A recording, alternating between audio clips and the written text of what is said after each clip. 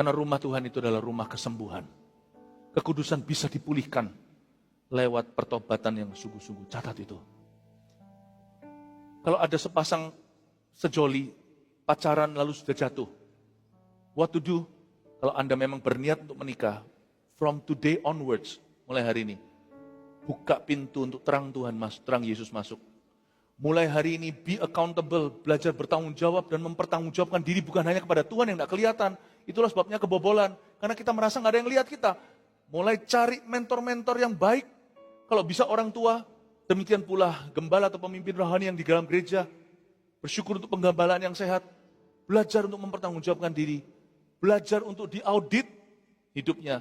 Waktu kita membuka diri, kita bisa diobati sama dengan pasien kalau datang ke dokter, dia mengaku sakit, maka dokter bisa mengobati. Tapi kalau pasien itu tidak datang, ya tidak bisa apa-apa. Bapak, Ibu, Saudara, kalau di sini ada orang-orang muda yang sudah jatuh dalam dosa, kalau Anda masih sungguh-sungguh serius untuk menikah dengan si dia, dan mulai bangun and rebuild, mulai bangun kembali kekudusan yang hilang. Meskipun dulu pernah jatuh, yang penting mulai hari ini, jangan lakukan lagi. Sampai hari H pernikahanmu. Kalau masih jauh hari pernikahannya, puji Tuhan. Kalau sudah dekat pun, Anda harus kejar waktu. Jangan jatuh.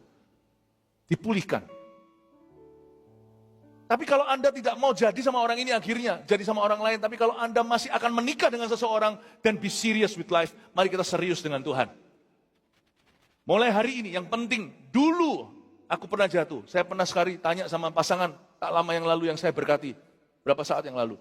Kalau mau saya berkati, selalu saya akan tanya, guys, saya nggak terlalu tertarik dengan IO-nya ini, itu nanti diatur sendiri. Yang penting cuma 2, yaitu firman yang dibagikan, dan juga berkat. Waktu saya berkati itu kan, di belakang tangan saya, adakah tangan berlubang paku yang memberkatimu? Kalau enggak, lisensi saya bisa dicabut kalau saya tidak tanya ini. Artinya lisensi dicabut, saya tetap pendeta, saya bisa berkati siapa saja.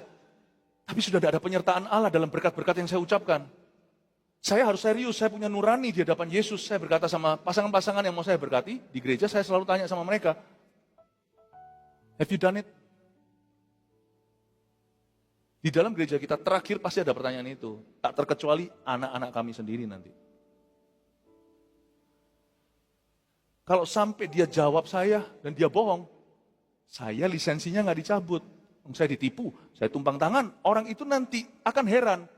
Setelah honeymoon pulang, kutuk terjadi tahun-tahun depan. Jangan heran. Tidak akan ada berkat. Berkat itu berubah. Dan berkat itu tidak mukul saya. Karena saya sudah tanya, saya sudah sungguh-sungguh cari tahu. Ternyata kalau saya ditipu, saya bukan maha tahu. Tapi orang itu yang akan tanggung kesalahan. Darah itu akan tertumpah atas kepala orang itu.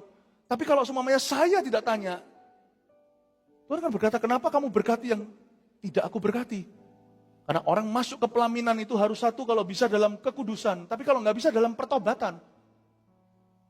Ternyata waktu saya tanya, puji Tuhan, jemaat kita itu baik-baik. Jemaat kita itu jujur-jujur dan cinta gembalanya dan percaya. Jadi waktu saya tanya, dia berkata, Pastor, saya sudah melakukannya. Kaget saya. Tapi zaman dulu hidup saya masih gak keruan. Oh, oke, sama yang ini gak pernah sama sekali karena saya serius dia mau jadi istri. Oke, puji Tuhan, kamu sudah bilang sama dia sudah bisa ampuni segalanya. Maka dia masuk ke dalam pelaminan, tidak menipu Tuhan. Tidak menipu gereja. Dia masuk dalam pelaminan itu dalam kejujuran, dalam pertobatan. Kalau you gak bisa masuk dalam kesucian, masuklah dalam pertobatan. Masih bisa dipulihkan.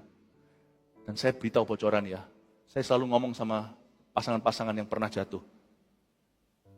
Saya tidak marahi kamu jujur sama aku. Justru kamu harus dipuji. Cuman saya beritahu ya, doalah supaya hari H nanti Tuhan sungguhan datang.